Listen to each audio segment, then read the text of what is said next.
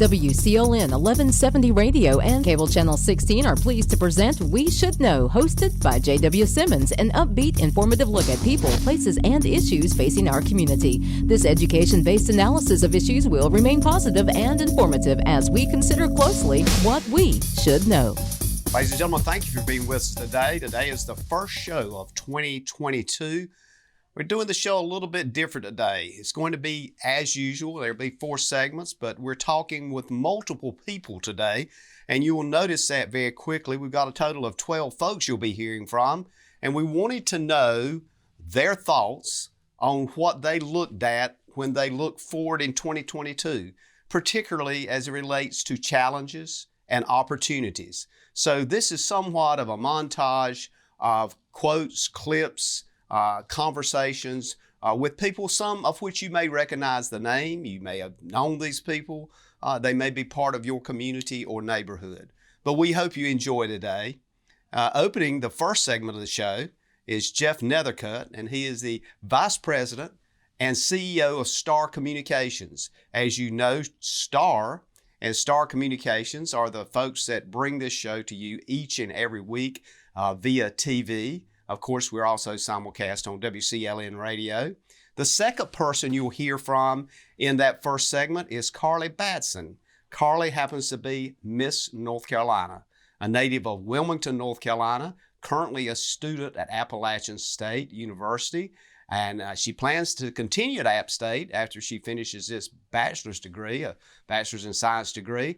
She plans to continue there and get her master's. The third person you'll hear from in the first segment, Dr. Randy Simmons, pastor, Holly Grove Holiness Church, right here in Clinton. We hope you enjoy, and these contributions they make will benefit you in some way.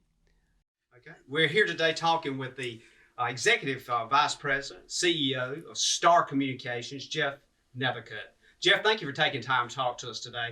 We want to discuss this 2022 vision, this thing that most CEOs and employees look at and wonder, what do we expect in this coming year?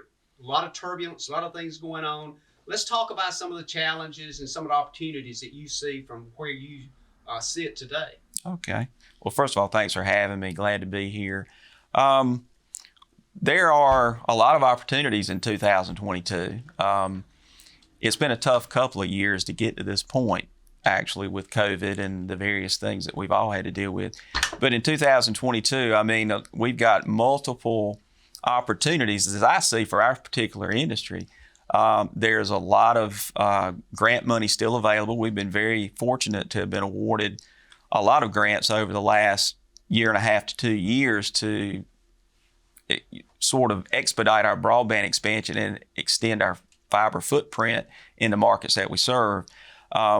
But that's still a top priority. One thing COVID did is it shone a bright light on the need for broadband and connectivity with telecommuting and distance learning and telemedicine being such a big part of that. But there's a lot of grant opportunities out there in 2022. The most recent infrastructure bill that Congress passed and the president has signed into law, there's a lot of money allocated for broadband. Just as a point of reference, in the first round of the Reconnect program, which was facilitated through USDA, it was a $600 million program for expansion of broadband, and we were fortunate to receive a sizable grant from that. This time around, there's $65 billion that'll be put aside for broadband out of this infrastructure bill that was recently passed. And that's both for construction of physical plant as well as the ACP program, which is the Affordable Connectivity Program for assistance in connectivity for those that are economically challenged. So we see a lot of opportunities there. Not only have you got the infrastructure bill, which will be the money that's for the Reconnect 3 program, there's still some ARPA, the American Rescue Plan Act, that is still, there's money available there, and the North Carolina Great Grant Program, which will have another $30 million for expansion of broadband in rural areas of North Carolina. So we've got a lot of opportunities that'll come our way in 2022 as we further investigate these grant opportunities and go after them. At the same time, a lot of times what is an opportunity is a challenge, especially this day and time. you've got several things that are going on right now that make, even after the receipt of these awards, make it difficult at times. We've got the same supply chain issues every other industry has. Right now, fiber optic cable and pedestals and field equipment is about 52 weeks out. So our employees have had the challenge of ordering things as this built up to stay ahead of the contract labor we have to employ in order to put this fiber in the ground and to connect people. So we've got that issue that we deal with, supply chain issues. Not only that, we have same labor issues that everybody's faced in the recent months, in the last year and a half.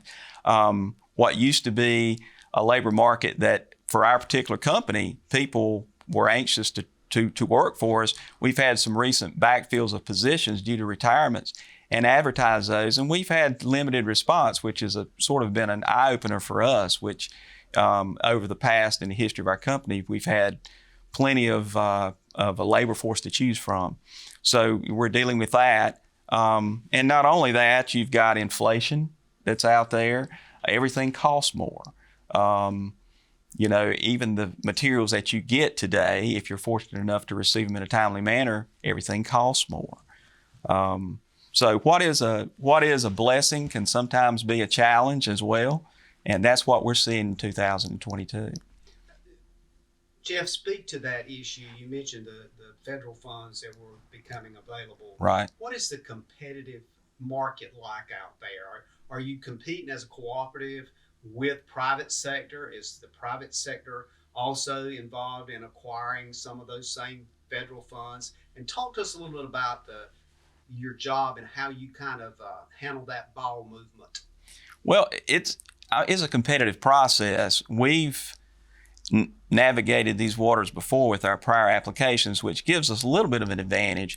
And as a cooperative in the scoring process, as a cooperative serving rural Eastern North Carolina, there is an advantage as a co-op in the scoring. You are given extra points for that particular aspect of the demographic that we serve. So the government, the federal agencies, both state and federal, they recognize where the digital inclusion and equity needs to be focused on areas that are sparsely populated, rural, some of them low wealth, that don't ordinarily have the advantage of connectivity, that a lot of these grants, both past and future, are set forth to sort of solve some of that for that segment of the demographic.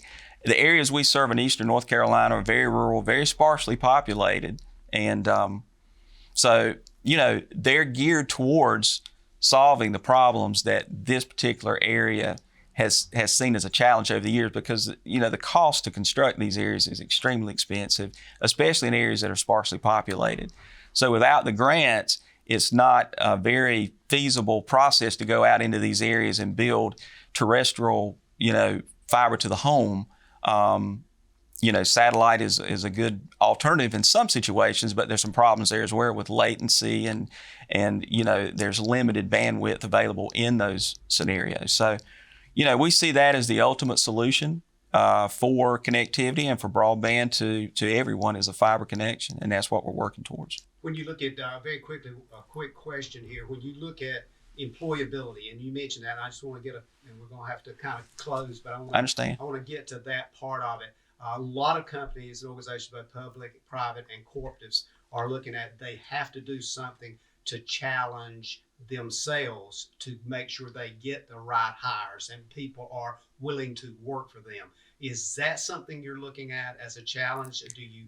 Are you looking at increased hourly wages, increased portions, some kind of analysis on that? Can you speak to that issue? Well, I think some of what we're doing actually solves that in and of itself because of, and I've heard this said before, and it's very true, the best way to gain talent is not to lose it to begin with. Like younger people coming up, people that go off to college and come back home. By virtue of the fiber connections and connectivity in a rural area, you can enjoy the small town lifestyle and still enjoy the availability to work for large companies by telecommuting kind of situation. But yeah, we have to step up our game a little bit. We have to sort of highlight the benefits of living in a small community or a small town and still having the benefits of being connected to the world. But there are a lot of benefits for small town living. But sometimes, people, they go off, they enjoy the big cities, and they come back, and it's not what they're accustomed to. So it's a challenge. So we do sort of have to step up our game and make them aware of the benefits of coming back to a small community and raising a family locally and that sort of thing. And it has those benefits as well. But it's a challenge. I think any industry you speak with, the professional type jobs that are out there and that we require in engineering and other areas, it's very difficult sometimes to recruit those away from the big towns. But I think there's a lot of inherent benefit to small town living that can draw those type people back home.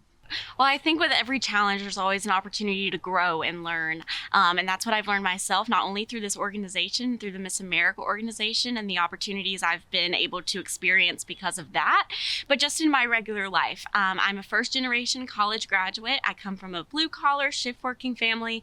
We didn't grow up with a lot of money, so to have this opportunity and to be graduating debt-free as a first-generation college graduate really has put challenges into perspective for me. I think, when you see a challenge, and it seems kind of scary, you have to look at it as an opportunity and experience to grow and learn and better yourself. I mean, looking back at this past, few years in this pandemic has just been a huge stress and a huge challenge for a lot of us. But I think through that, we've learned so much about how we can be strong together as a community and as a source of reinforcement for our country as a whole. And it's really beautiful.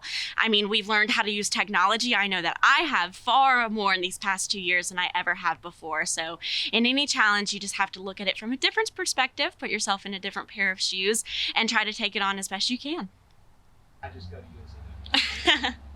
Exactly. So moving forward into 2022, I will be a fresh graduate from Appalachian State. I'm so excited for that, but that comes with a lot of scariness, for lack of a better term, and, stepping into the real world and becoming, part of society and an adult. It will be interesting for me, and I'm excited to face these challenges. I'm excited to continue my education in arts management and work towards a career in entertainment business. So that's really exciting.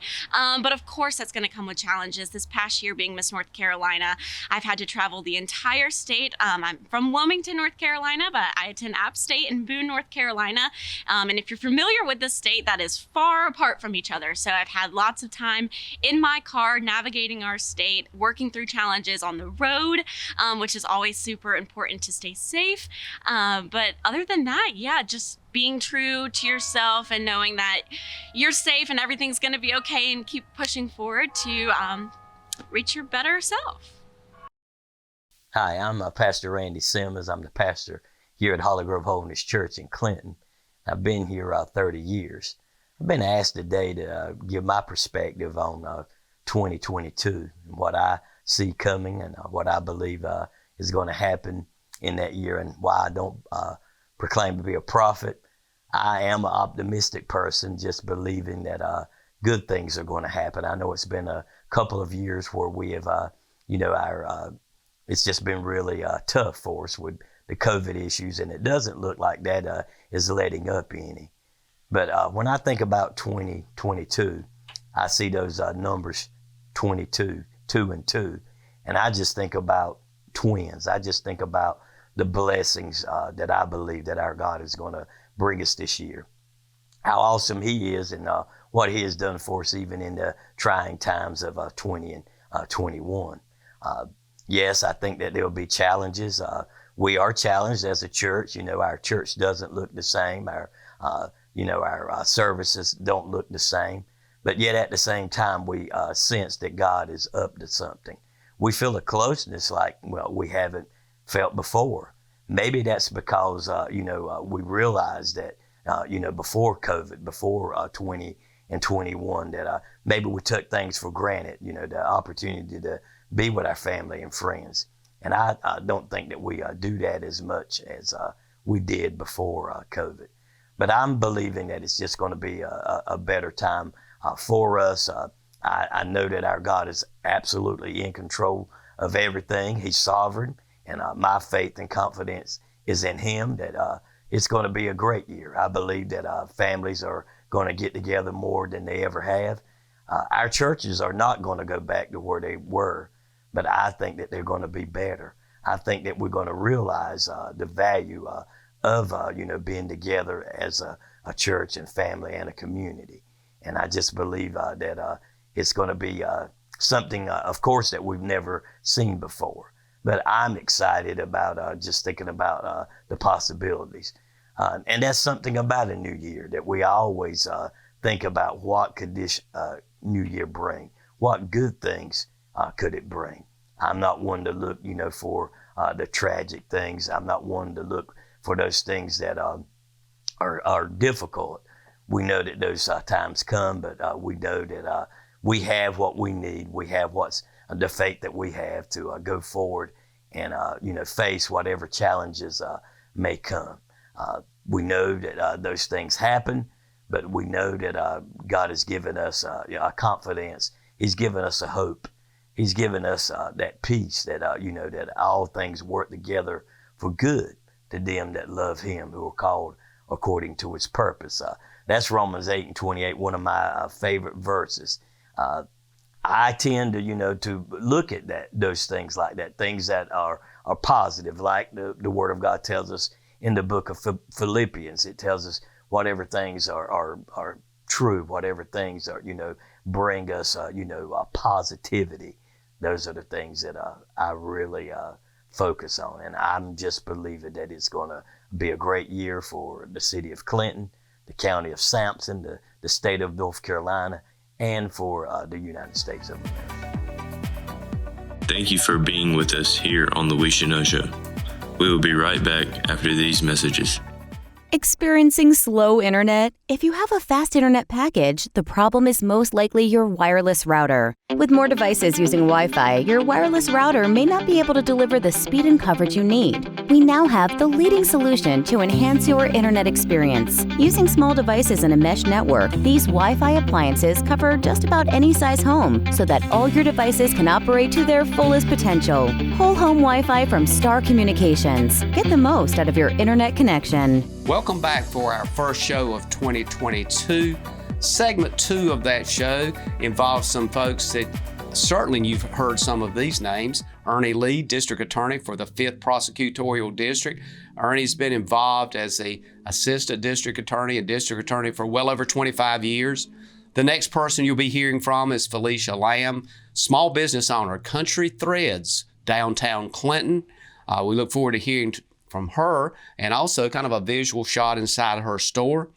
The third person is oftentimes we leave out, but we're including, and that's high school students. Andy Underwood, Clinton High School honor student, will have a few words for you in this second segment. Stay with us. District Attorney Ernie Lee, I want to thank you for taking time to talk to us today. From your seat and from your view, what you see in 2022. Absolutely. And I'm going to turn the mic over to you. Absolutely. Well, I am Ernie Lee. I am the District Attorney for the 5th Prosecutorial District that includes Sampson, Onslow, Duplin, and Jones counties. I've been with the DA's office now since January of 1987, serving as an Assistant District Attorney for 24 years and as District Attorney for over 10 years. It's been my pleasure and privilege to serve the citizens of this district. As District Attorney, my job is to prosecute cases on behalf of the state of North Carolina. I take that job very seriously. We have a very heavy caseload in my 4-county district. And my second job is to advise law enforcement. I spend a lot of time, usually late hours, doing that. And with the early morning hours, when I say early morning, like 2, 3 in the morning, I'm getting calls about homicides or whatever. And that's one of those jobs I also take very seriously. So I actually have 2 constitutional duties: to represent the state of North Carolina and to advise law enforcement. I can tell you that I enjoy working with law enforcement so much. They are the backbone of keeping us safe. Without law enforcement, I'm not sure where society would be. And I know there's a lot of talk out there about defunding the police, but in fact, we need to defend the police because the police do a tremendous job in trying to keep us safe. In saying that, I see a lot of challenges come up in 2022. The biggest challenge is we're still trying to recover from the COVID pandemic. Even though COVID is still going on, the court system has never recovered. We lost really a year without being able to try any cases from March of 2020 till March of 2021. So that was a whole year with no jury trials because we're trying to keep the jurors safe, not have them come into court. But as a result, even though we were able to take a lot of guilty pleas during that time, our trials got backed up. So right now, we've got a lot of serious cases that are pending. We've been working very hard since March of 2021 when we were able to start trying cases again. But we've got our work cut out for us in 2022. Right now, we have 40 first-degree murder defendants pending in this district, 40 defendants.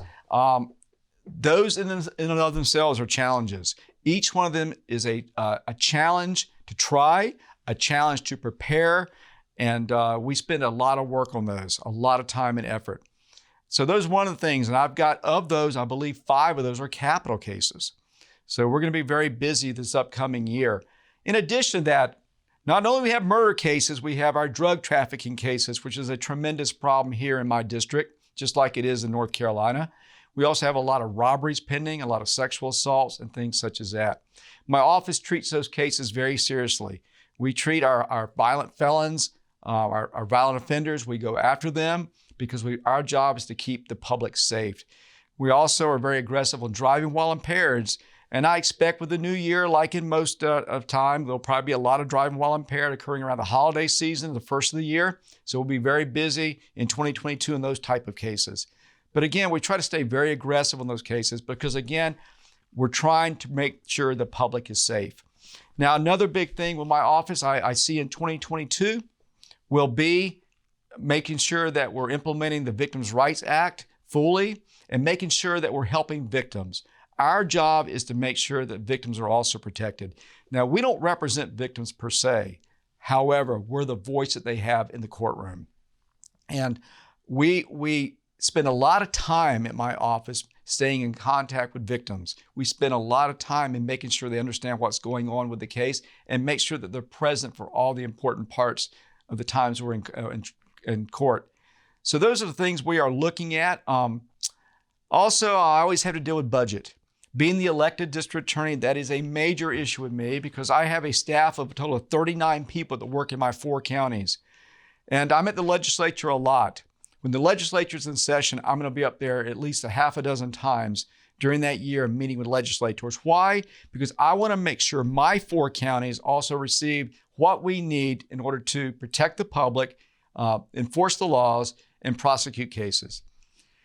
So I spend a lot of time in the legislature speaking with my legislators and trying to make sure that we are doing what we need to do on that. Also, I can tell you 2022 will be a busy year in training.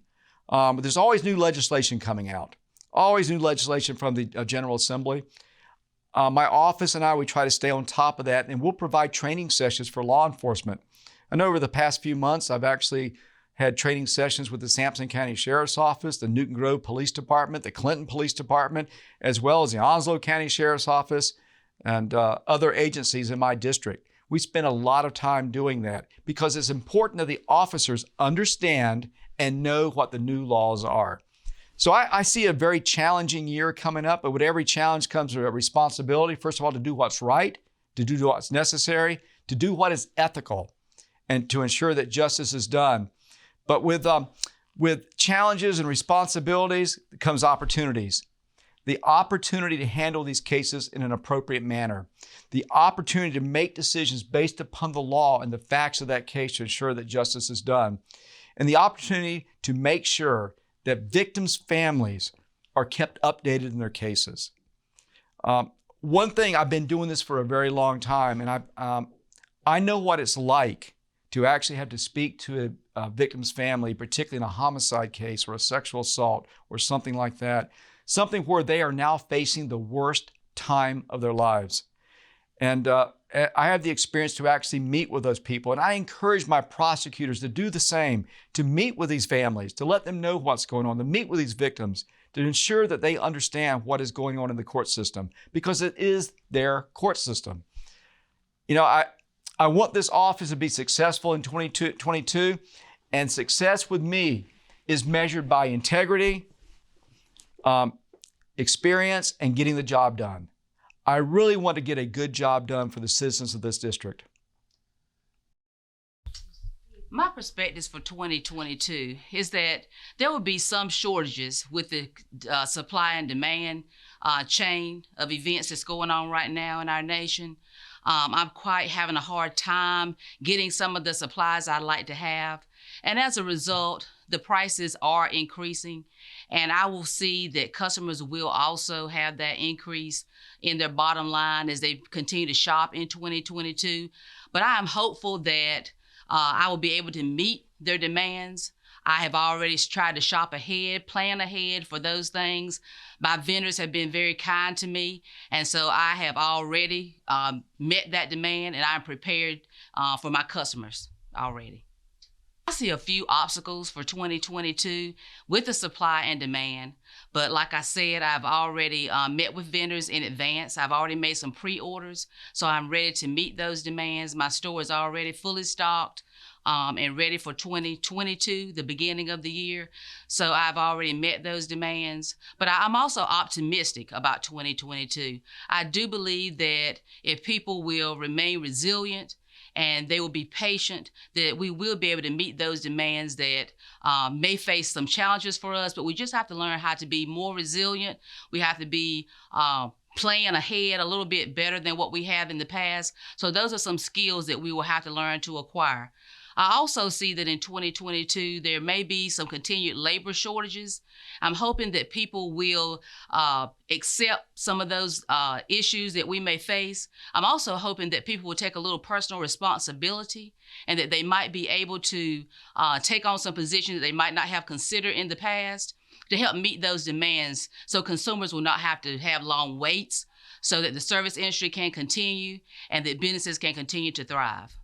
As a business owner and a new business owner, are you able to compete with the wages that is being expected today? I think so. Currently, I pay more than minimum wage in my store. I also pay according to a person's skill set. And I try to price my merchandise so that I'm fair to the consumer, as well as being able to meet the demands of paying expenses that I have as a business owner. But my wages are competitive with those around. How does the impact of online buying impact your store and the products you're selling? What I try to offer the customer when they walk in my door is great customer service. That you cannot get online. Having a person here that's able to help you to put together outfits, that's something you will not be able to get online. Having a person meet you at the door and address you one-on-one and having a conversation with that person, you will not be able to get online. I've had a lot of consumers to come in and let me know that they enjoy that, and they also like to be able to touch and feel the material of the clothing. They also like that personal touch of me meeting them at the door and me helping them as they shop and navigate the store. That's something you cannot get online. A lot of people are not that tech savvy, and sometimes we order things that we didn't intend to order because we're not sure of how to do a lot of online shopping. But when you walk in the door, you can rest assured that my staff here, as well as myself, will address you and help you make your best buying decision. I like the downtown feel. I like the country feel. That's what Country Threads is all about. I'm not saying that I will not expand to other areas to meet the needs of those areas, but right now my focus is the downtown feel, the country hometown feel for Clinton, North Carolina, and I'm satisfied in the position and place where I am at this time. Would you have advice for someone going into business in 2022? What is the one thing you would tell them to do? You have to plan ahead. That's the best advice I could give anyone, is that you need to make sure that you have your plans laid out, that you're a person that is resilient. Even though you may have some negative times, you have to remain positive. Have a positive outlook. That's the best advice I could give anyone that wants to be an entrepreneur in 2022, is that we're going to face some obstacles. There are going to be things that they're not handed to us. And we're going to have to learn how to dig deep and be resilient. And we're going to have to have a positive outlook on everything that happens. Hello, my name is Andy Underwood, and I am the Student Government Association Senior Class President at Clinton High School. As a high school senior, I am looking forward to many opportunities that I will have at the start of 2022, such as taking field trips and competing in competitions in districts and on a state level. Over the last 2 years, not being able to have certain things, such as a prom or attend school on a face-to-face basis, has been very challenging. This has come as a result of the impacts of COVID. It's greatly affected my social life and the way that I interacted with others. As a student who will soon enter into college in 2022, although I am very excited about my college experience and the memories that I will make, I am very concerned that there are certain opportunities and resources that will not be available because of the lasting effects of COVID and how it has transformed America. I hope that in 2022 we can rebuild and reshape not only our nation, but our education system so that myself and others will have certain opportunities that we need to be able to succeed in life. Thank you for being with us here on the We Should Know Show. We will be right back after these messages. Every year, 7 million 911 calls are made in North Carolina. 911, what's your emergency? Will you answer the call?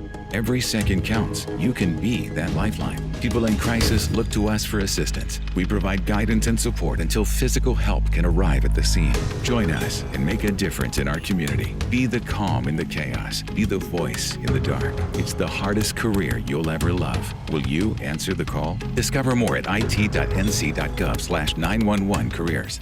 Welcome back, ladies and gentlemen. We're talking to a lot of folks today, and as you've noticed in the first and second segments of the show, we've had many folks that probably you recognize. So the same is for the third segment, and we're talking with people today about 2022, the challenges of 2022, the opportunities of this coming year that we're looking at. And we're going to start that third segment with another high school student, Amelia Miller, also known as Emmy. She's a runner. She's an honor student, as was Andy Underwood, you just heard from. Let's hear what she has to say, followed by Judge Robert Gilmore. He's a district court judge in the 4th Judicial District. And of course, following him is something that's near and dear to everyone in this county and this state, and that's agriculture. Weillie Jackson is a successful farmer right here in Sampson County. Hi, my name is Amelia Miller, and I am the SGA Student Body President here at Clinton High School. Some of the things that I'm looking forward to in 2022 is the continuation of in-person learning and the retaining some sense of normalcy that we have after coming out of the pandemic. Some of the challenges that we faced during the pandemic, like virtual learning, left high schoolers feeling unprepared, and we had to take on this sense of responsibility to check ourselves for our homework and learning experiences, while younger students were missing essential years in the classroom and have now missed that part of their life.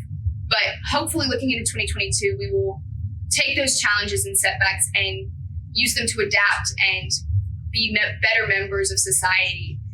Leading into my senior year, my classmates and I hope that we continue with this in-person learning and that we are able to take these lessons and challenges that we have faced over the past few years to be better people and better in whatever life path that we decide to take. JW, thanks for having me on again here on We Should Know. It's a great program and it's brought, I'm sure, a lot of information to your listeners. For 2022, I think our challenges and our opportunities go hand in hand. One thing that has certainly been brought about by the pandemic is that we have a massive mountain of work that got pushed back due to things being shut down during the pandemic that has to be dealt with at this time and is beginning to really come to roost, as they say. On our calendars, we're beginning to see longer and longer calendars with heavy cases on them that have to be disposed of.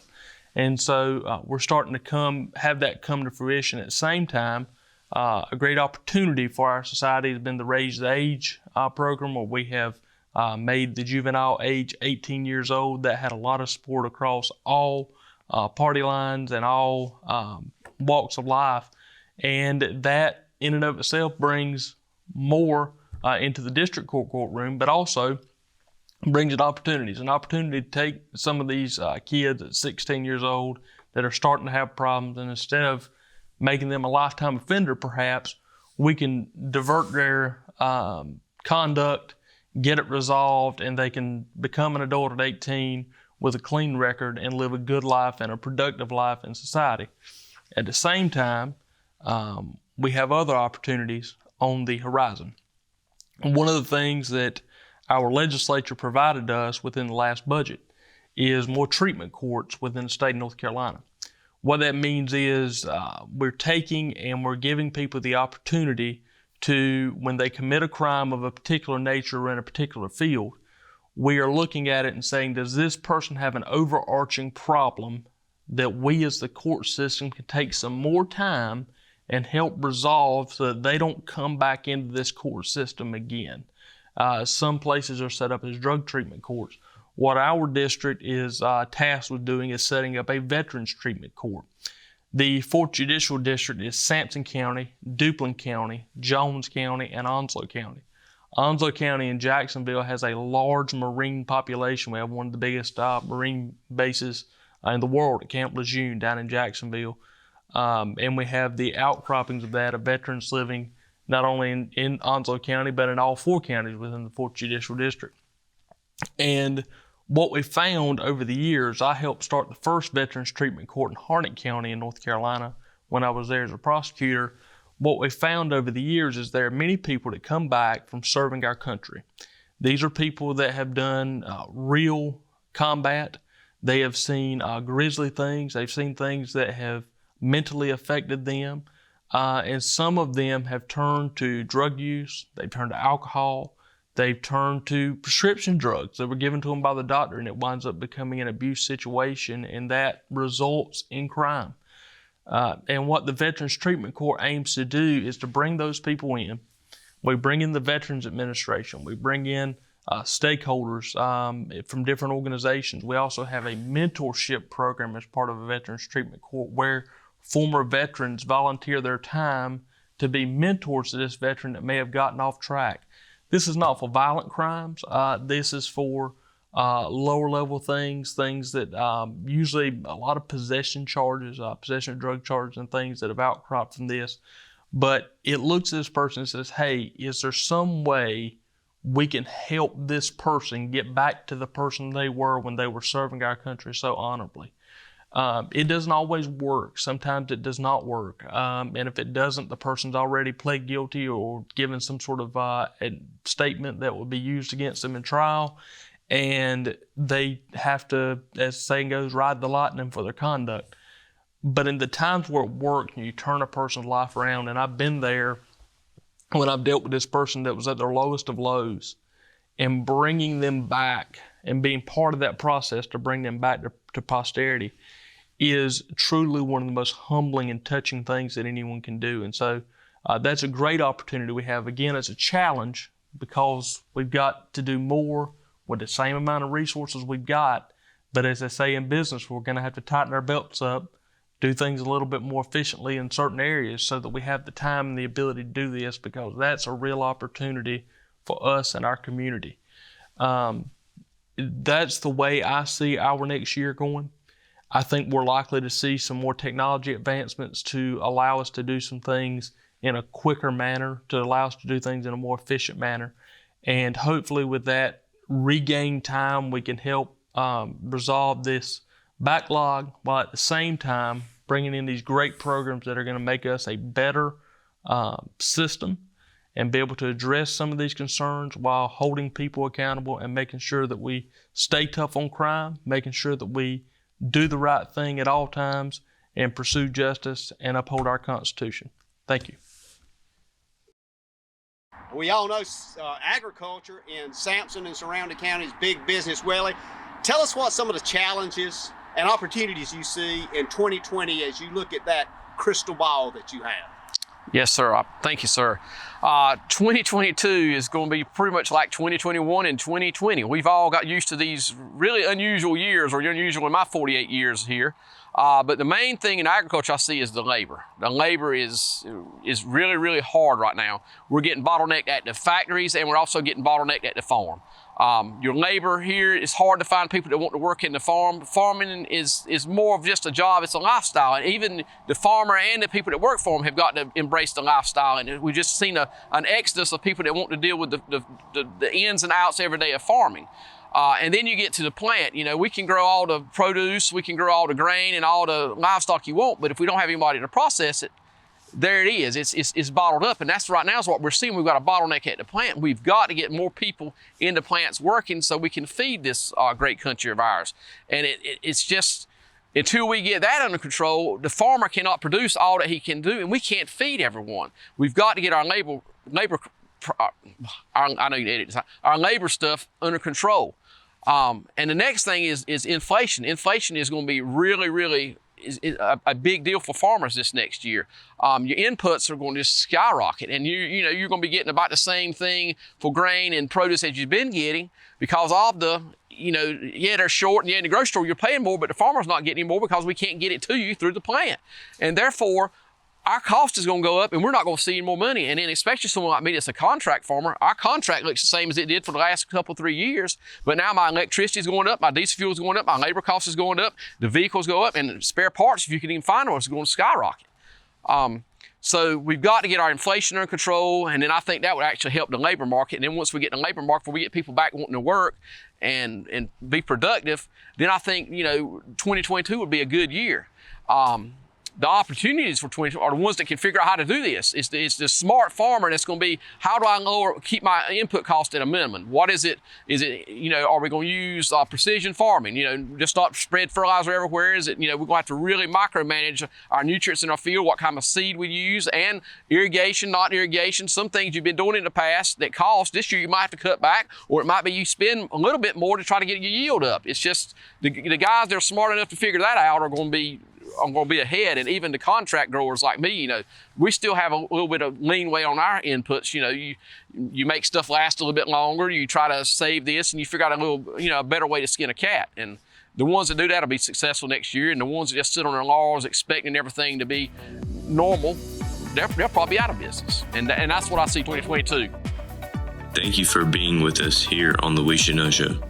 We will be right back after these messages.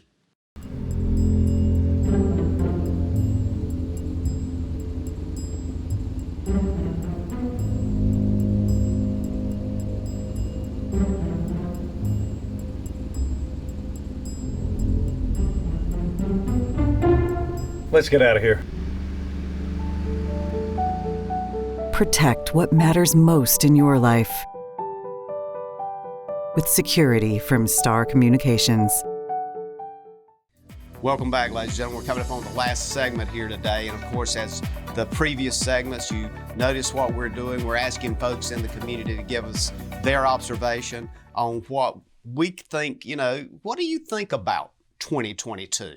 What are the challenges you see? What are the opportunities? And of course, in this last segment, we wanted to reach out and make it as broad as we could. So we involved Alfredo DePinta. Alfredo, as you know, is owner-operator of Alfredo's Restaurant right downtown Clinton here. Also, Alfredo is a financial advisor, and we asked him to give us his comments. The second person you'll be hearing from is Madison Bryant. Madison is Miss North Carolina, USA. A very determined young lady, a young lady that not only seeks but looks forward to challenge. When she won the title as Miss North Carolina USA, one of the things, the first words that came out of her mouth was walking on water, a mantra that she has used for some time. And as you know, that comes from the Bible. So this young lady, we're expecting a lot out of, and you'll be seeing more from her, and we hope to get her back on the show. The person that's closing the show for us today, somewhat of an inspiring speaker, somebody that brings a message weekly, He's the pastor of the First Baptist Church, 900 College Street in Clinton, Pastor Leonard Henry. Want to thank him for being with us. Let's listen to what their comments are, and we'll come back for a closing remark. JW, I don't think my perspective is going to be too unique to other people's. The concerns that we faced in 2021 are probably going to be the same kind of concerns and challenges that we'll face in 2022 and maybe even beyond that. From a business owner's standpoint, both a restaurateur and a person that manages money, from the restaurant side of things, number one on my mind is labor. Like every industry, regardless of salary or hourly, or it just seems like every industry is facing the same challenges. So as a restaurant owner, both the Alfredo's restaurant as well as Southern Style is just this unknown about, will we have enough? What will the makeup be like? So certainly labor is going to be an issue for us ongoing. Secondly, the supply chain has impacted both restaurants. Will that free up? Will it become better? I anticipate that it will. I think most people are anticipating that things will start to loosen up and we won't have as big of an issue. But I think going out for certainly the first quarter, maybe even in the second quarter, we'll see those supply chain issues. A third thing that comes to mind is inflation, which is all related to that, right? So as I saw just in the last 6 to 9 months, prices of goods on the wholesale level have increased significantly. At Alfredo's, I haven't passed that on to patrons yet, but it's only a matter of time. And certainly that is the case for any restaurant, any industry that's facing those kind of challenges. On the other side, if I take my restaurateur hat off and put my investment advisor hat on, related to those issues is how much of a shock are all those issues going to have to the stock market? Will corporate earnings continue to increase? They're going to be factored, or they're going to be influenced ultimately by the issues of corporate earnings and earnings as it relates to not only domestically but internationally. So will the stock market continue to see higher highs, or will we see a pullback and potential for a recession of some type? Those are questions that everyone's asking. Related to inflation, the Federal Reserve is going to have to do their part to control inflation, and they do that one primary way, and that's raise rates. So there's going to be a negative impact on that to the stock market. So things to look forward to in 2022. Hi guys, I'm Madison Bryant, Miss North Carolina, USA. I definitely think some of the key challenges that my generation faces in particular is that we've lost the pure art of conversation. We aren't able to sit down face to face with anybody anymore and feel comfortable having tough conversations. But this also presents the great opportunity for us to challenge ourselves to go outside of our comfort zone. I think for the first time ever, my generation is willing to listen. And because we are so uncomfortable having those face-to-face conversations, we found ourselves really contemplating things that most grown adults don't feel comfortable talking about. So we've had lots of time to mull over these topics in our brains, and we are willing to sit down and listen to what the other side has to say so that we can fully process what's going on around us while we are creating history at the same time. So it's a very unique time in the world, but it's also a very exciting time to be a part of my generation and to be a part of this class of the Miss USA organization, especially as we project forward into exactly what the future holds, and something that we know we can springboard. We can use this opportunity to springboard into our futures by having those tough conversations. I have been a COVID nurse this past year, and I've had a really hard time making sure that my families and that my children feel comfortable around nurses. And so as 2022 projects forward, one of the things that I really want to focus on is making sure that families feel safe and that children feel safe in the hospital setting around nurses.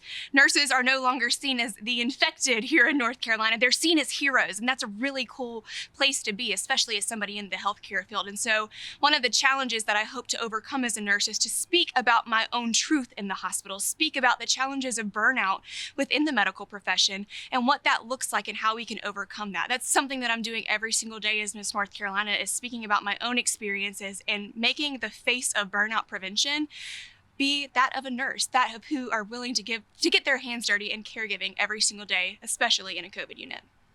One of the coolest things about getting to be Miss North Carolina is breaking stereotypes one step at a time. One of those stereotypes is being a full-time working nurse in a neurosurgical ICU and COVID ICU, along with being a full-time student earning my DNP during the day, on top of the full-time job of being Miss North Carolina USA. Having a sparkly hat is no longer about being a pretty face, it's about being a powerhouse woman. And every single day I'm fighting to show people that this sparkly hat is so much more than walking in a beautiful gown on stage. It is about being a woman of substance every single day and getting my hands dirty in this community so that people realize that the woman that is fighting for them is a woman that also knows what it's like to be on this side of the workforce. Advocating for the state of North Carolina, it is an honor to wear this sparkly hat to represent all of you in North Carolina. Pastor Henry, thank you for being with us today and offering your perspective on 2022. As we look forward to that year, give us your perspective as it relates to challenges and opportunities.